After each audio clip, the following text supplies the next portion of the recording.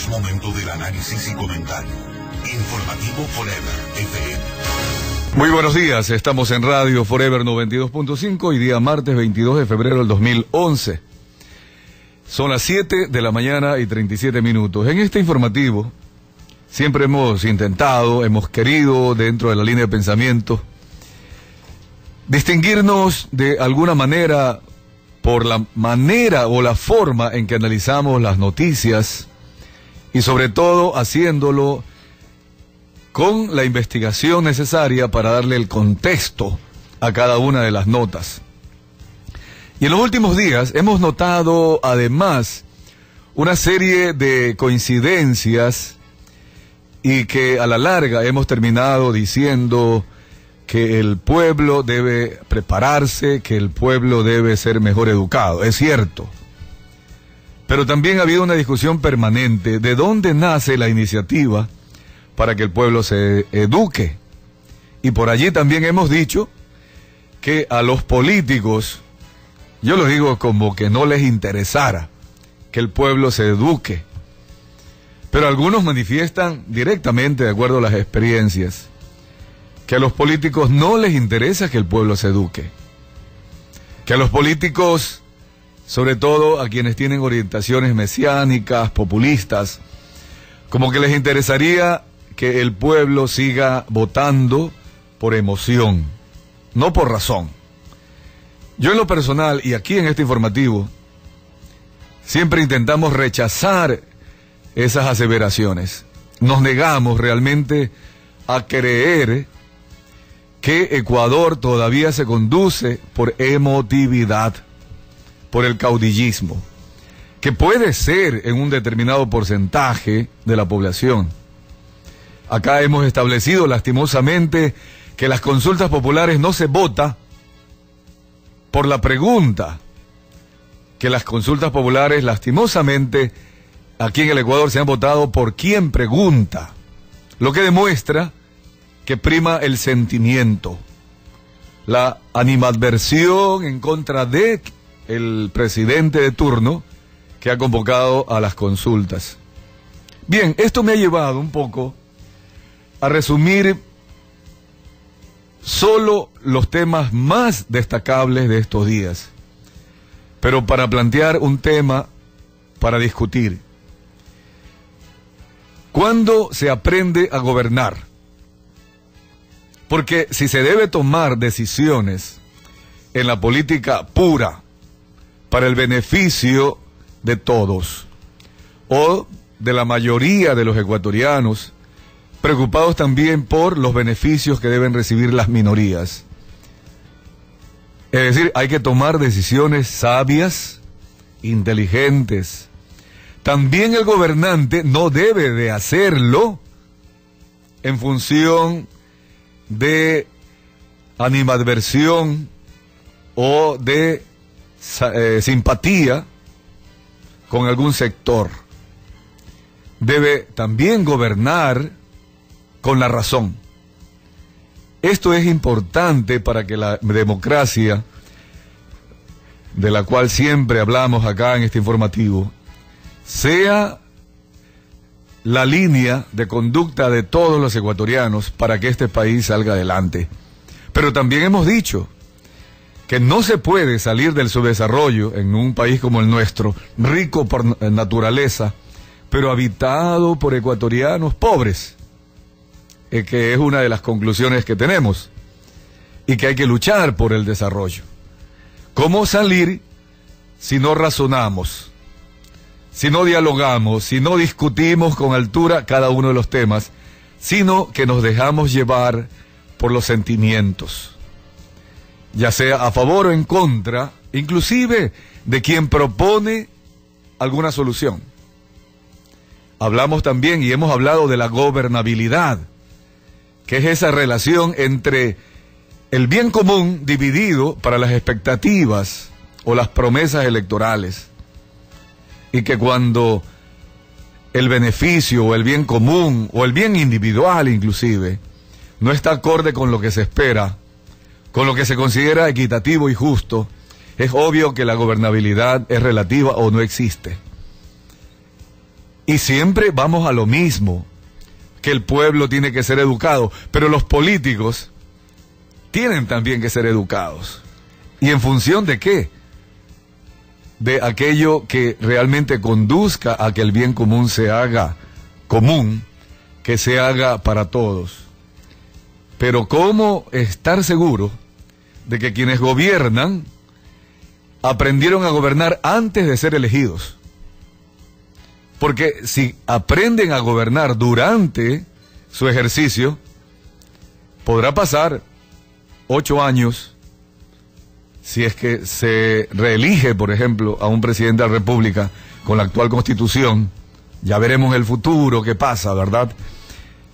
Esto es lo que nos queda también por discutir. Y uno de estos temas es importante para tomar rectificaciones, hacer rectificaciones y no necesariamente seguir cometiendo errores como lo estamos haciendo. Ayer leí una entrevista que le hizo el diario Hoy a la diplomática, a la representante del Reino Unido.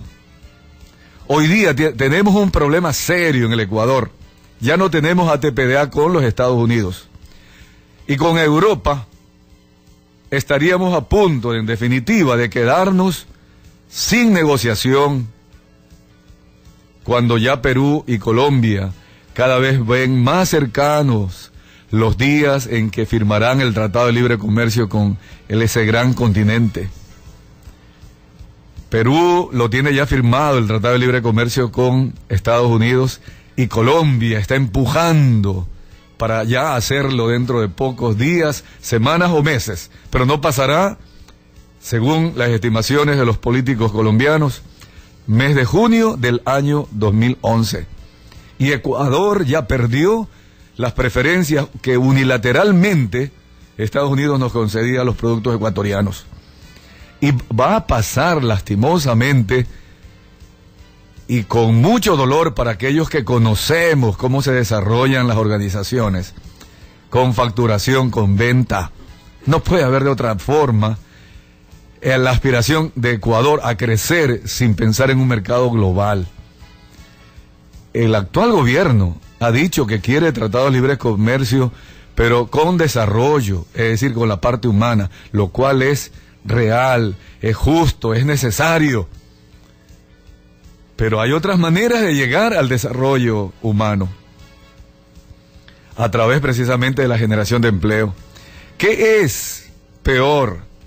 Entrar a un tratado de libre comercio en donde debe haber seguramente riesgos, en donde los empresarios ecuatorianos tendrán que ponerse a trabajar aceleradamente para competir con los productos extranjeros, con los europeos, con los estadounidenses, con los chinos y etcétera. Que hay riesgos es obvio. ¿Es preferible eso o no? La alternativa es no negociar y seguir mirando de la frontera hacia adentro y quedándonos de esas oportunidades, como las está luchando Colombia y Perú, siguiendo el ejemplo de Chile, de Uruguay y de Brasil, de México, a pesar de que México tiene otro tipo de problemas con el narcotráfico que le impide salir realmente de un subdesarrollo, además de otros problemas, inclusive educativos. Pero Ecuador, ¿qué está haciendo, por ejemplo, en este tema? ¿Qué decisiones hemos tomado en el aspecto económico? Vamos a la salud.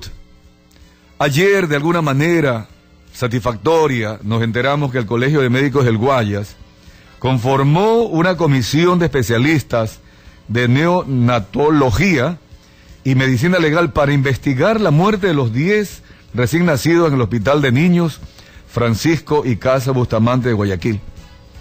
Pero ya sus directivos adelantaron que lo ocurrido es responsabilidad técnico-administrativa del hospital.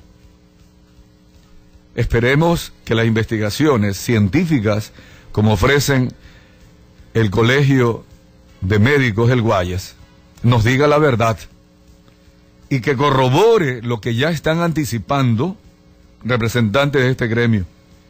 La responsabilidad técnico-administrativa del hospital. Y allí nos quedará un golpe a los ecuatorianos ¿Qué estamos haciendo para una mejor administración de la salud en el Ecuador? Estamos aprendiendo recién a administrar hospitales. Ayer investigué, me dijeron que ya existe esta profesión de administradores de hospitales en el Ecuador, en la Universidad Espíritu Santo y en la Universidad Católica, que ya hay médicos preparados para administrar hospitales o centros de salud. Porque un médico, por muy científico y capaz que sea en medicina, debe de aprender otros aspectos en lo administrativo, en lo técnico, en lo financiero. Y ahí está el tema. El Colegio de Médicos del Guayas opina que esta es una responsabilidad técnico-administrativa del hospital. Pero más allá, ¿quién contrató a los administradores y a los técnicos del hospital? Los subsecretarios de salud, ¿cómo fueron elegidos?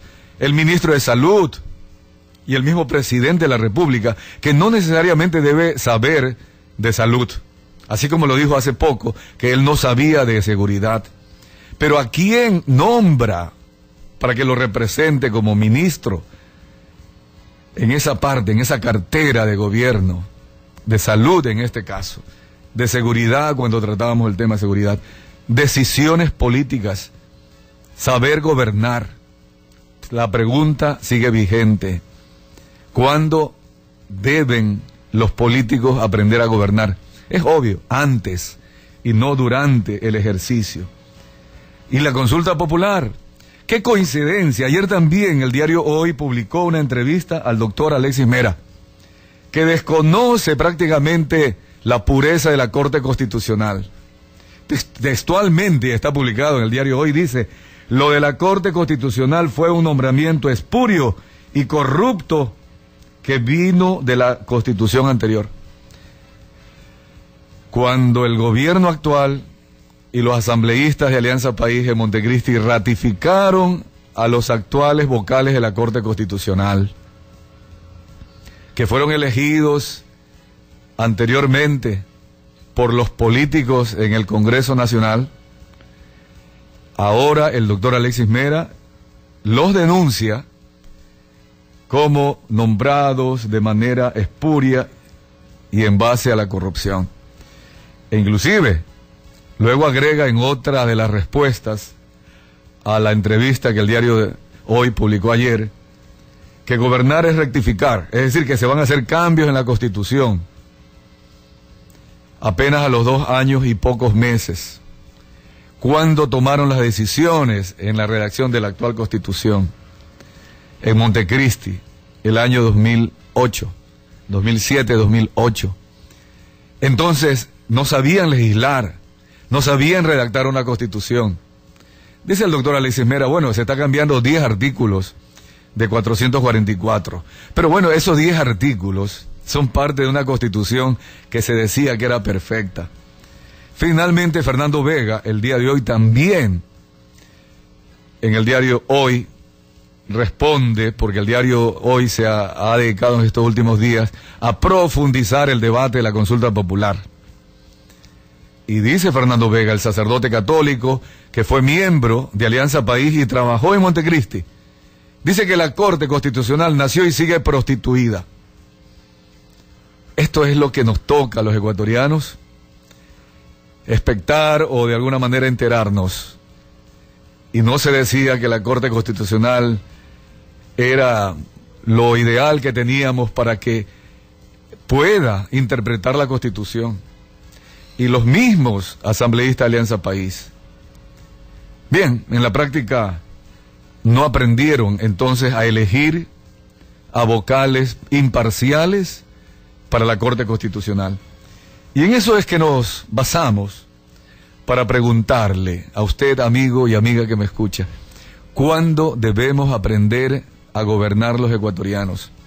¿Antes o después de llegar a un ministerio, o a una alcaldía, o a una prefectura, o a la presidencia de la República? Yo he consultado, y con eso concluyo, la página web de una organización, dicen ellos, sin fines de lucro, en Argentina, y sobre todo relacionados con el diario La Nación, lanacion.com.ar, y ahí se publica un artículo sobre enfoques. ¿Se puede aprender a gobernar? Ellos dicen sí. Pero mire lo que proponen, que cuando los jóvenes se inscriben en los partidos políticos es cuando deben comenzar a aprender de política, a aprender a gobernar.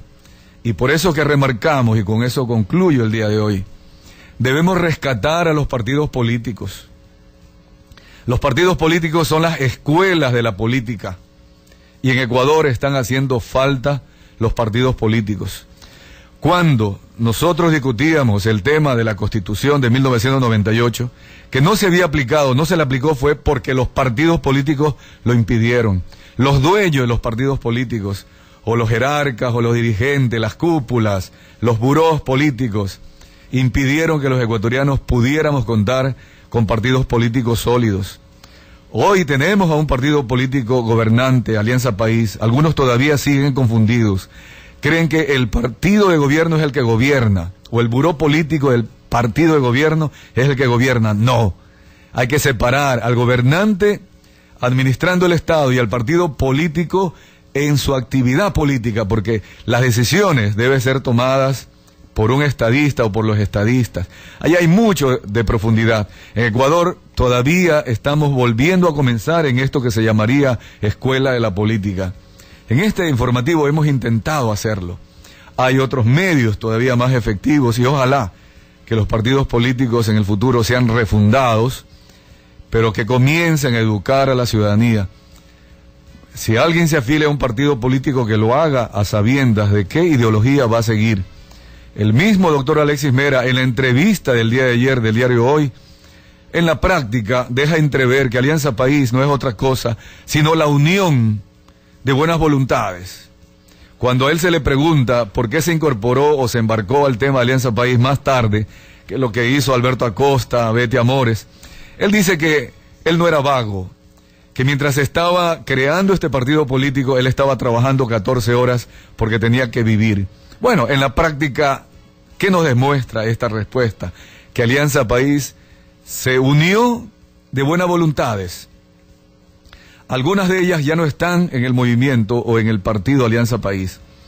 Es el partido que nos está gobernando sin que ellos mismos sepan qué ideología están siguiendo. Galo Mora dice que ahora ya no hay 5 ejes, que ahora hay 7 ejes, porque incorpora el tema de la corrupción en la justicia. Es decir, van creando planes de gobierno en el camino. La única conclusión, no tenían un plan de gobierno.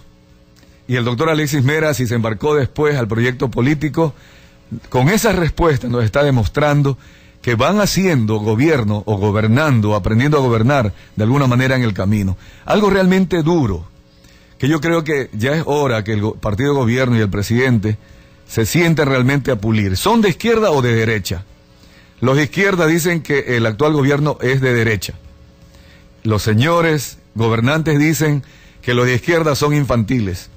Y sobre esa, digamos, plataforma política es que estamos viviendo estos días y preguntándonos, ¿cuándo debemos aprender a gobernar? Vamos al corte comercial.